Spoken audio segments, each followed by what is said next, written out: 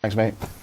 Now, Costa Fine Town was a big hit in the 70s for the group Splinter. But did you know that Costa Fine Town actually does exist, and it's right here in our region? Yes, indeed. For tonight's East Side Stories, pop historian Chris Phipps and author George Miller go behind the title to find the inspiration and not a little mystery about the song.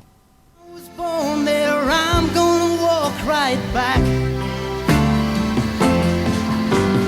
Costa Fine Town, it's a fine town. I'm coming home. I feel so lonely, I've been too long away.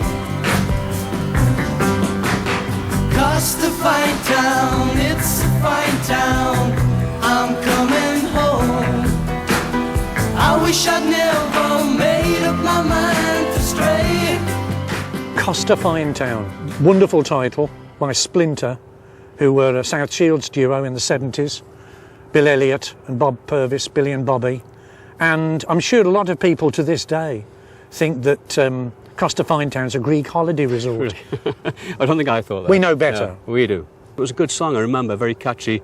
And I was just really pleased to see a song about the North East in the top 10. Yeah, really pleased. And according to Bob Purvis from Splinter, it was a title more by accident than design. I thought it's time I wrote a song about South Shields. I sat down, I had the tune. My mother came in the conversation while I was playing, and we talked about this place called Costa Fine Town.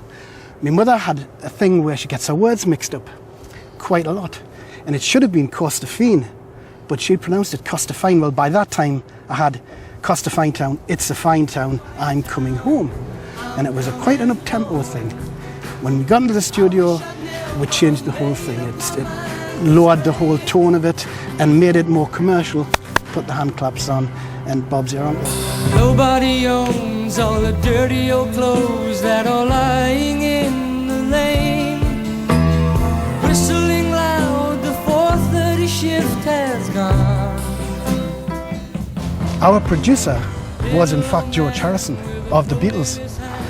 When you're two Geordie lads who, you know, these are the guys who were on your bedroom wall, you know, John Lennon, George Harrison, these were gods to us. And then you're in a studio and you're working and you're actually sharing, you know, your life with someone that you wouldn't even dream about, you know, being in the same company with. It was good. I'm very proud about that, and it was lovely to do. Costa Fine Town, or Costa Fine Town, which is the name that it's actually named after in South Shields. I can't find it. It's a bit of a mystery. Well, I've seen it on the map, Chris, but I want you to tell me where it is, because it says Costa Fine Town on a road, but I can't see any trace of a town, houses, shops, nothing.